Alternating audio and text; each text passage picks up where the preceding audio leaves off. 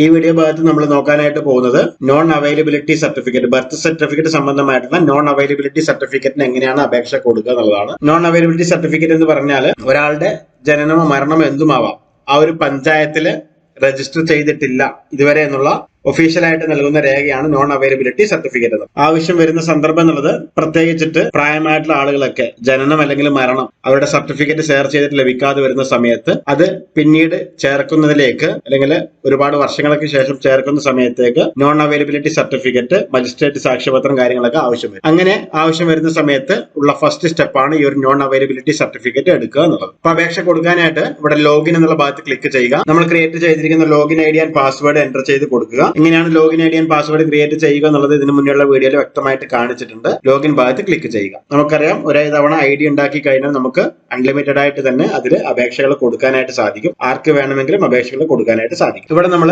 ജനനം സംബന്ധിച്ചുള്ള non availability certificate ആണ് അപേക്ഷ കൊടുക്കുന്നത്. ആയതിനാൽ തന്നെ ജനനം നോൺ അവൈലബിലിറ്റി സർട്ടിഫിക്കറ്റിനുള്ള അപേക്ഷ എന്നുള്ള ഭാഗത്ത് ക്ലിക്ക് ചെയ്യുക. ഇവിടെ ആദ്യത്തെ 3 കോളങ്ങൾ ഓട്ടോമാറ്റിക് ആയിട്ട് തന്നെ വന്നിട്ടുണ്ടാവും. നമ്മുടെ പഞ്ചായത്ത് സംബന്ധമായിട്ടുള്ള എല്ലാ കാര്യങ്ങൾക്കും ആദ്യത്തെ 3 കോളങ്ങൾ ഓട്ടോമാറ്റിക് ആയിട്ട് വന്നിട്ടുണ്ടാവും. 4ാം കോളം തൊട്ടിട്ടാണ് നമ്മൾ സെലക്ട് ചെയ്യേണ്ടത്. അതിൽ ഏതാണ് ജില്ല, ഏതാണ് ലോക്കൽ ബോഡി. ലോക്കൽ ബോഡി എന്നുള്ള ഗ്രാമപഞ്ചായത്താണ് നമുക്ക് കൊടുക്കാൻ സാധിക്കുക. ലോക്കൽ ബോഡി ഏതാണോ നമ്മൾ സെലക്ട് ചെയ്ത് കൊടുക്കുക. അപേക്ഷകന്റെ തരം എന്നുള്ള ഭാഗത്ത് വ്യക്തിഗതമാണെങ്കിൽ വ്യക്തിഗതം സെലക്ട് ചെയ്ത്, വിഭാഗം എന്നുള്ള ഭാഗത്ത് പൊതുവിഭാഗം സെലക്ട് ചെയ്ത് നെക്സ്റ്റ് ഭാഗം ക്ലിക്ക് ചെയ്യുക. ഓക്കെ ഭാഗത്ത് ക്ലിക്ക് ചെയ്യുക. അടുത്തായിട്ട് അപേക്ഷകനെ സംബന്ധിക്കുന്ന വിവരങ്ങളാണ് നമ്മളിവിടെ കൊടുക്കേണ്ടത്. ഇവിടെ നമുക്ക് അപേക്ഷകന്റെ ആധാർ കാർഡ് അതുപോലുള്ള കാര്യങ്ങളൊക്കെ കൊടുത്ത്, അതുപോലെ തന്നെ തിരിച്ചറിയൽ രേഖ നമ്പർ കൊടുക്കുക, അപേക്ഷകന്റെ പേര് കൊടുക്കുക, മൊബൈൽ നമ്പർ എൻ്റർ ചെയ്ത് കൊടുക്കുക, അതുപോലെ തന്നെ അഡ്രസ് കാര്യങ്ങളൊക്കെ എൻ്റർ ചെയ്ത് കൊടുക്കുക. അഡ്രസ് കാര്യങ്ങൾ എൻ്റർ ചെയ്ത് കൊടുക്കുന്ന സമയത്ത് ശ്രദ്ധിക്കേണ്ട കാര്യം എന്നുള്ളത് ഇവിടെ നമ്മൾ സ്റ്റാർ മാർക്കുള്ള ഭാഗങ്ങൾ മാത്രമാണ് നമ്മൾ പൂരിപ്പിച്ച് കൊടുക്കേണ്ടത്. അങ്ങനെ മുകളിലെ കോളത്തിൽ അഡ്രസ് പൂർണ്ണമായിട്ടും പൂരിപ്പിച്ച ശേഷം താഴെ കത്തിടപാടുകൾ നടത്താനും സെയിം അഡ്രസ് തന്നെയാണെങ്കിൽ സ്ഥിര മേൽവിലാസത്തിന് സമാനമാണെന്നുള്ള കോളം ടിക്ക് ചെയ്യുമ്പോൾ ഓട്ടോമാറ്റിക് ആയിട്ട്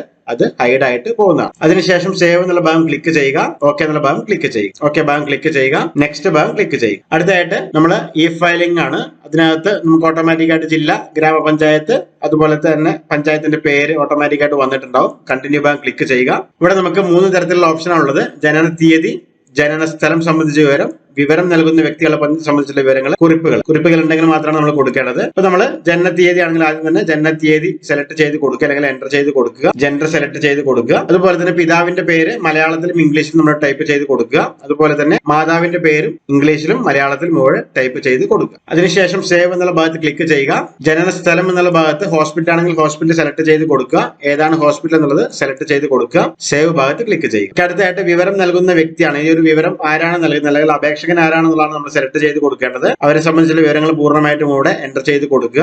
അതിനുശേഷം മേൽവിലാസമാണ്. നമുക്ക് അഡ്രസ് ഏതാണോ വരുന്നത് കൃത്യമായിട്ട് അഡ്രസ് ഇവിടെ എൻ്റർ ചെയ്ത് കൊടുക്കുക. അതും ഞാൻ നേരത്തെ പറഞ്ഞതുപോലെ തന്നെ കൃത്യമായിട്ട് നമ്മൾ സ്റ്റാർ കാണുന്ന ഭാഗങ്ങൾ മാത്രമാണ് നമുക്ക് പൂരിപ്പിക്കാനുള്ളത്. മറ്റുള്ള ഭാഗങ്ങളും നമ്മൾ പൂരിപ്പിച്ച് കൊടുക്കണമെന്ന് യാതൊരു നിർബന്ധവുമില്ല. ശേഷം സേവ് എന്നുള്ള ഭാഗം ക്ലിക്ക് ചെയ്യുക. ഓക്കെ ഭാഗം ക്ലിക്ക് ചെയ്യുക. കുറിപ്പുകൾ പ്രത്യേകിച്ചിട്ടൊന്നും ഇല്ലാത്തതുകൊണ്ട് തന്നെ സേവ് ഭാഗം ക്ലിക്ക് ചെയ്ത് സമർപ്പിക്കുക എന്നുള്ള ഭാഗം ക്ലിക്ക് ചെയ്യുക. ഓക്കെ ഭാഗം ക്ലിക്ക് ചെയ്യുക. അടുത്തായിട്ട് നമുക്ക് ഇതിന്റെ ഒരു പ്രിന്റ് ഔട്ട് ആണ്, അനക്സർ 5 ആണ് നമുക്ക് ഇവിടെ കാണാനായിട്ട് സാധിക്കുക. കൃത്യമായിട്ട് നമ്മൾ വായിച്ചു നോക്കുക, കസ്റ്റമറെ കൊണ്ട് പ്രിന്റ് എടുത്ത് കൊടുക്കുക. അതിനുശേഷം നമ്മൾ ഇതിലേക്ക് ആവശ്യമുള്ള വാർഡും അതുപോലെ തന്നെ കത്തിടപാടുകൾക്കുള്ള രീതിയും ഏതാണ് സെലക്ട് ചെയ്ത് കൊടുക്കുക എന്നുള്ളതാണ്. അടുത്തായിട്ട് നെക്സ്റ്റ് ഭാഗം ക്ലിക്ക് ചെയ്ത് ഓക്കെ ഭാഗം ക്ലിക്ക് ചെയ്യുക. ഇനി നമ്മൾ 3 തരത്തിലുള്ള ഡോക്യുമെന്റ് ആണ് ഇതിലേക്ക് അപ്ലോഡ് ചെയ്ത് കൊടുക്കേണ്ടത്. ഒന്ന് ഡേറ്റ് ഓഫ് ബർത്ത് തെളിയിക്കുന്ന രേഖ, ജനനം സ്ഥലം തെളിയിക്കുന്ന രേഖ, ഹോസ്പിറ്റൽ റെക്കോർഡ് കാര്യങ്ങൾ ഉണ്ടെങ്കിൽ അത് കൊടുക്കണം നമ്മൾ. അതുപോലെ തന്നെ ജനന സമയത്ത് വിലാസം തെളിയിക്കുന്ന രേഖ, അതും ഹോസ്പിറ്റൽ റെക്കോർഡ് കാര്യങ്ങൾ ഉണ്ടെങ്കിൽ നമ്മൾ കൃത്യമായിട്ട് കൊടുക്കുക. ജനനത്തീയതി തെളിയിക്കാനും ഹോസ്പിറ്റൽ റെക്കോർഡ് കാര്യങ്ങൾ ഉണ്ടെങ്കിൽ കൃത്യമായിട്ട് കൊടുക്കുക. ഇനി എല്ലാം ഉണ്ടെങ്കിൽ സാക്ഷ്യപത്രങ്ങളും കാര്യങ്ങളും, മജിസ്ട്രേറ്റിന്റെ സാക്ഷ്യപത്രങ്ങളും കാര്യങ്ങളൊക്കെ നമ്മൾ ഇതിലേക്ക് ഹാജരാക്കേണ്ടി വരും. ഫയലുകൾ അപ്ലോഡ് ചെയ്യാനായിട്ട് ഇവിടെ സെലക്ട് ഭാഗം ക്ലിക്ക് ചെയ്ത് സെലക്ട് ചെയ്ത് കൊടുക്കുക. ഓക്കെ ഭാഗം ക്ലിക്ക് ചെയ്യുക. ജനനത്തീയതി തെളിയിക്കുന്ന രേഖയായിട്ട് നമുക്കൊന്നില്ല എന്നുണ്ടെങ്കിൽ സ്കൂൾ സർട്ടിഫിക്കറ്റ് ഉണ്ടെങ്കിൽ സ്കൂൾ സർട്ടിഫിക്കറ്റ് നമുക്ക് ജനന സർട്ടിഫിക്കറ്റിന്റെ രേഖയായിട്ട് തെളിയിക്കുന്ന രേഖയായിട്ട് ഉപയോഗിക്കാവുന്നതാണ്. ചില പഞ്ചായത്തുകളൊക്കെ അക്സെപ്റ്റ് ചെയ്യുന്നുണ്ട്. ഇവിടെ കാണിച്ചിരിക്കുന്ന 3 ഫയലുകൾ നമ്മൾ നിർബന്ധമായിട്ടും ഇതിലേക്ക് അപ്ലോഡ് ചെയ്ത് കൊടുക്കുക. അതിനുശേഷം നെക്സ്റ്റ് ഭാഗം ക്ലിക്ക് ചെയ്യുക. ഇതിലേക്ക് നമ്മൾ ആകെപ്പാടെ അടക്കേണ്ട തുക എന്നുള്ളത് 21 രൂപയായിരിക്കും. നമുക്ക് ഇതിലേക്ക് അടക്കേണ്ട തുക എന്നുള്ളത് അത് നമ്മൾ അടക്കണം. അതിനായിട്ട് നെക്സ്റ്റ് ഭാഗത്ത് ക്ലിക്ക് ചെയ്യുക. ഇവിടെ ഒരു സത്യപ്രസ്താവനയുണ്ട്, അത് ക്ലിക്ക് ചെയ്ത് ക്യാപ്ച കോഡ് എൻ്റർ ചെയ്ത് കൊടുക്കുക. അതിനുശേഷം നമ്മൾ സബ്മിറ്റ് ചെയ്ത് കഴിയുമ്പോൾ നമുക്കൊരു പേയ്മെന്റ് ലഭിക്കും, പേയ്മെന്റ് പേജ് ലഭിക്കും. ഞാൻ ഇപ്പോൾ സബ്മിറ്റ് ചെയ്യുന്നില്ല. അതിനുശേഷം ആ പേയ്മെന്റ് നമ്മൾ കംപ്ലീറ്റ് ചെയ്ത് നമ്മുടെ ലോക്കൽ ബോഡിയിലോട്ട് സമർപ്പിക്കാനായിട്ട് സാധിക്കുന്നതാണ്. ഇപ്പൊ ഈ ഒരു രീതിയിലാണ് ജനനത്തിന്റെ നോൺ അവൈലബിലിറ്റി സർട്ടിഫിക്കറ്റ് നമ്മൾ അപേക്ഷ കൊടുക്കുന്നത്.